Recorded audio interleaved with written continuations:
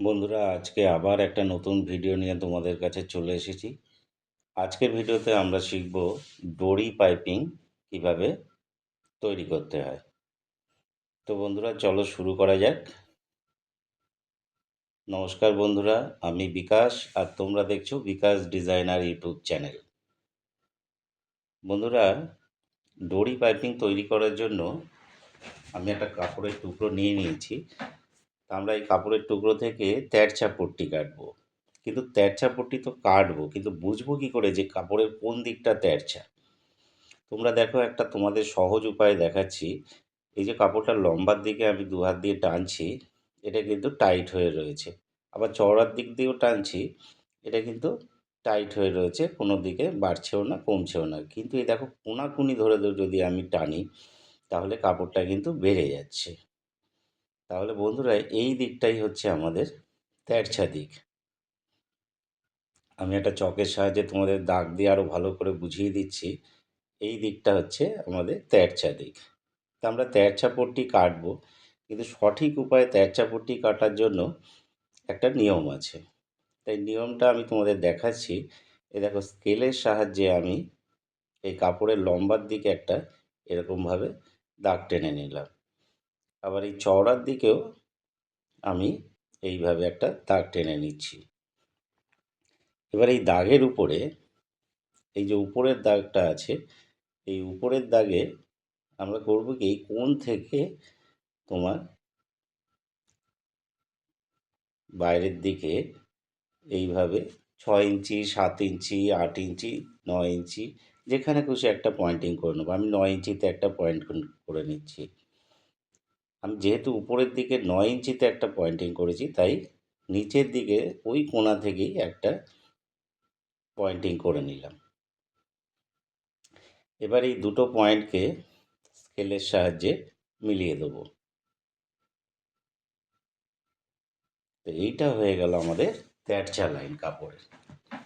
আমরা এই কোণ থেকে ওই কোণেও যেতে পারি, আবার এই দিকের কোণ থেকে ওই দিকের কোণেও যেতে পারি। এবার তেরছা পট্টিকে আমি 1.5 ইঞ্চি করে চওড়া রাখবো। তা আমি ওই দাগটার দুপাশে 1.5 ইঞ্চি করে একটা পয়েন্টিং করে নিচ্ছি। এবার স্কেলের সাহায্যে এই পয়েন্টগুলোকে মিলিয়ে একটা দাগ টেনে নেব।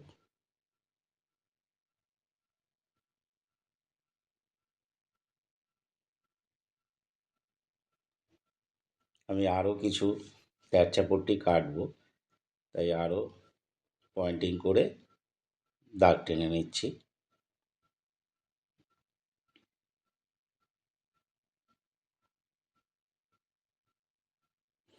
এইভাবে ফিতের সাহায্যে মেপে করলে কি হয়, তোমার প্রত্যেকটা পট্টি কিন্তু সমান মাপের হবে।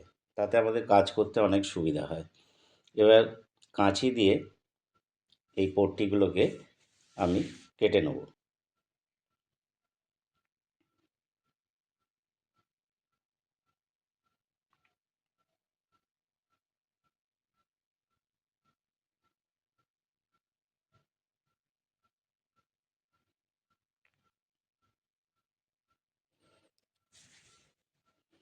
তো বন্ধুরা, আমার পট্টিগুলো কাটা হয়ে গেছে। এবার চলো আমরা সেলাই করার জন্য সেলাই মেশিনে যাই। তো আমি সেলাই মেশিনে চলে এসেছি। এবার এই পট্টিগুলোকে প্রথমে আমাদের জুড়ে নিতে হবে। তা জোড়ার জন্য এই একটা পট্টিকে আর একটা পট্টির ওপর ঠিক এইভাবে রাখতে হবে। এইভাবে রেখে দেখো, আমি তোমাদের চক দিয়ে দাগ দিয়ে দিচ্ছি। এই কোণ থেকে এইখান অবধি এখানে আমরা একটা সোজা সেলাই করে নেব। ঠিক আমি যেভাবে সেলাই করছি, তোমরা ঠিক সেইভাবেই সেলাই করে নেবে। বন্ধুরা, আমি সুতোটা অন্য কালারে নিয়ে নিয়েছি, কাপড়ের কালারে নিয়ে নিই, যাতে তোমাদের বুঝতে সুবিধা হয়। তোমরা কিন্তু সবসময় যে কাপড়টা ইউজ করবে, ঠিক সেই রঙের সুতো নেবে। আমি আর একটা জয়েন্ট করে তোমাদের দেখিয়ে দিচ্ছি। ঠিক এইভাবে একটা পট্টির উপর আর একটা পট্টি বসাবে, বসিয়ে এইখান থেকে একদম নিচ অবধি সোজা করে সেলাই করে নেবে।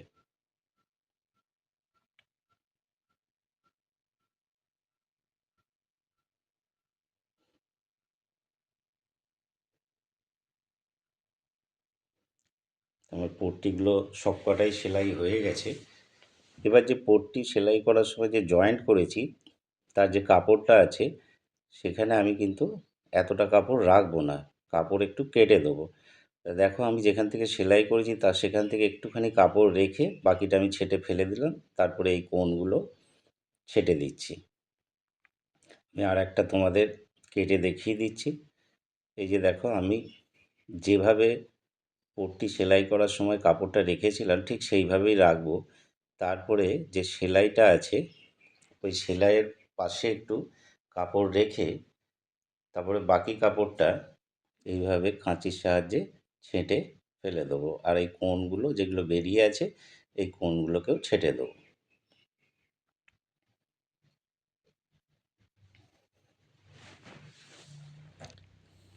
এবার করব কি,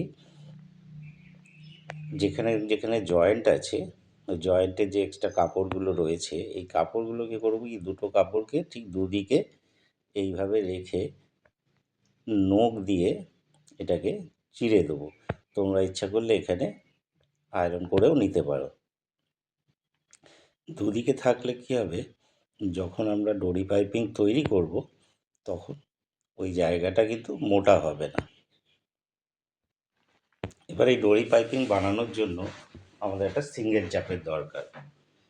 আমি এই সিঙ্গেল চাপটা নিয়ে নিয়েছি, এটাকে আমি মেশিনে লাগিয়ে নেব।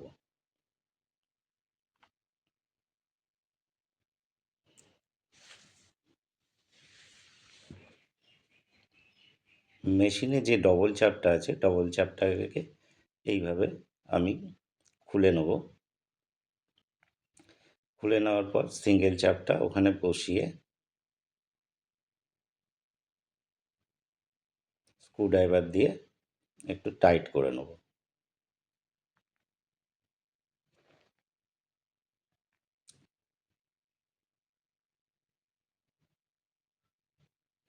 ডরি পাইপিং লাগানোর জন্য আমাদের এই রকম একটা ডরির দরকার আছে।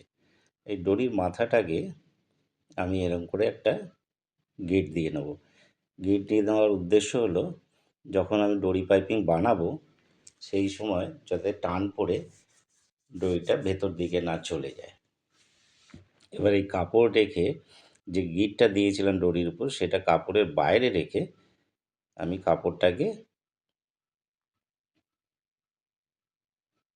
এইভাবে ভাঁজ করে নেব।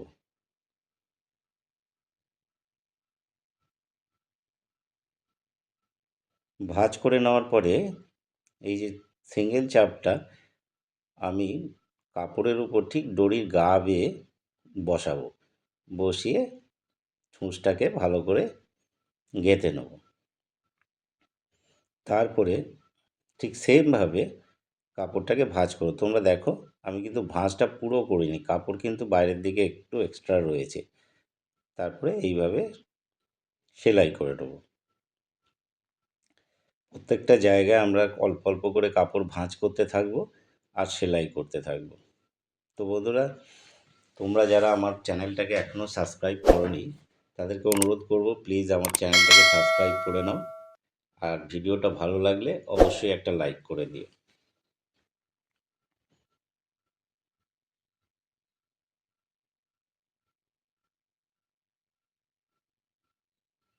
আমাদের যখন সেলাইটা হবে তখন কিন্তু দেখতে হবে, লক্ষ্য রাখতে হবে যে দড়ির গা বেয়েই যেন সেলাইটা হয়।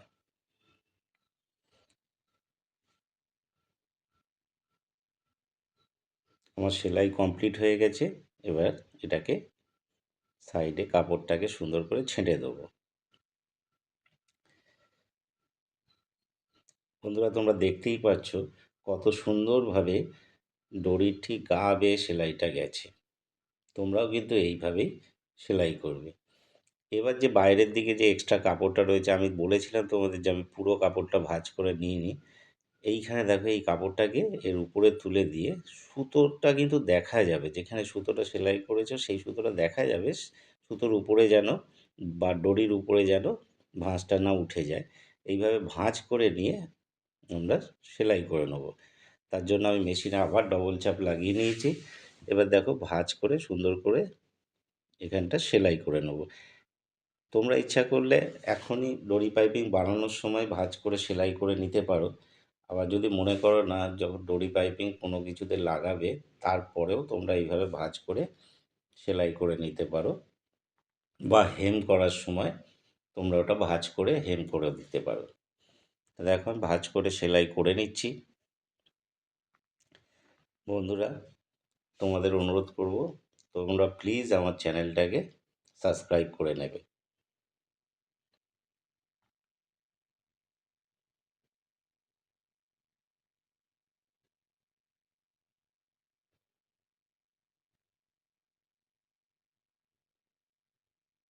এইভাবে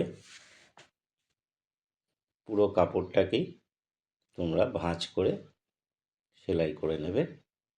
তো বন্ধুরা, এই ছিল আমার আজকের ভিডিও। আবার দেখা হবে পরের ভিডিওতে। সবাই ভালো থাকবেন, সুস্থ থাকবেন। ধন্যবাদ।